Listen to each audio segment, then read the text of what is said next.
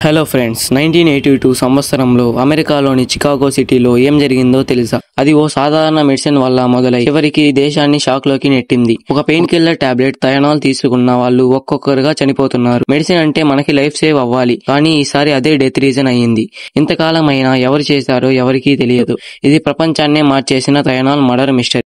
అది సెప్టెంబర్ 29, 1982 అమెరికాలోని చికాగో నగరంలో మెరీ కెలర్మ్యాన్ అనే 12 ఏళ్ల చిన్నారికి జలుబు వచ్చింది. అమ్మ ఒక్క థయనాల్ టాబ్లెట్ ఇచ్చింది సాధారణ ఫీవర్ కోసం. కానీ కొన్ని నిమిషాల్లోనే మ్యారీ కుప్ప కూలిపోయింది.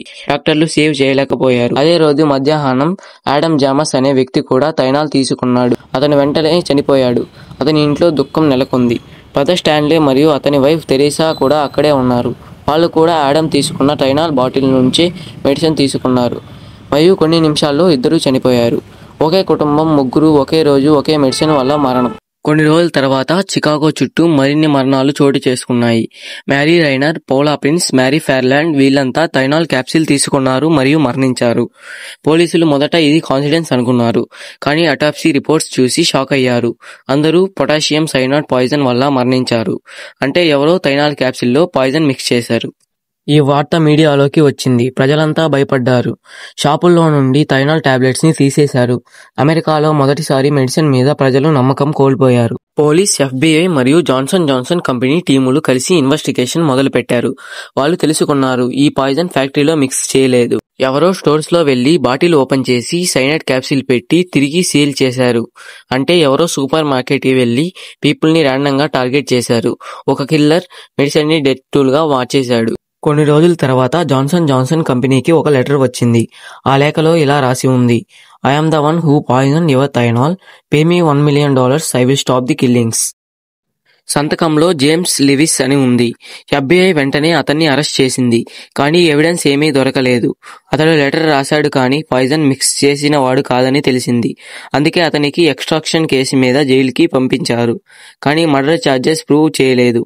జాన్సన్ జాన్సన్ చాలా పెద్ద నిర్ణయం తీసుకుంది.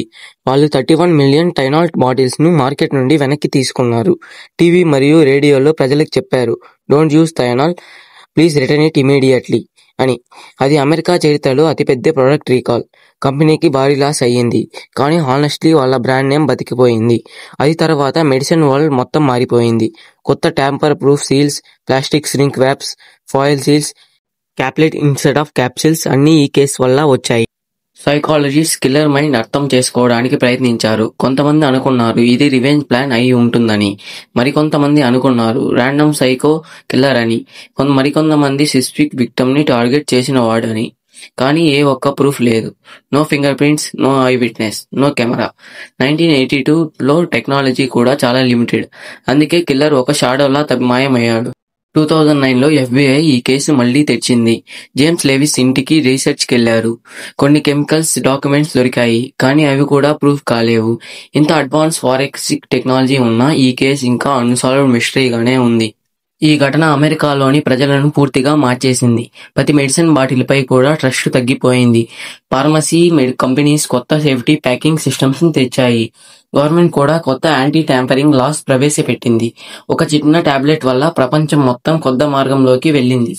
ఇప్పటికి 45 సంవత్సరాలు గడిచిపోయింది. కానీ ఒకే ప్రశ్న, ఎవరు థయనాల్లో పాయిజన్ మిక్స్ చేశారు?